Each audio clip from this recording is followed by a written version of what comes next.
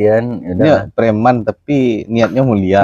Iya iya, itu wajib dicontoh tapi dengan catatan tetap disclaimer ya. Ya, disclaimer. Yang kata preman tadi Iya. KDP Jan gitu kan. Iya. Tapi Tabu kayaknya udah jadi karyawan PRT ya. Ini dalam cerita preman Dalam cerita itu kampung. ya, dalam cerita preman kampung.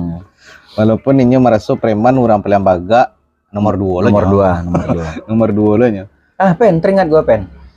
Ada waktu itu Om Jin ketemu lu di Karambia Tigo, Cibadak Tigo. Kan Ya. Om Jin secara nggak langsung memberi waranti kalau tuh backup. Karena kan menghandle keluhan lo karena lu sering dipalai Ya. di Tabu. Itu pas Om Jin pergi kan ya dengan deal-dealan lah ya, berapa lu di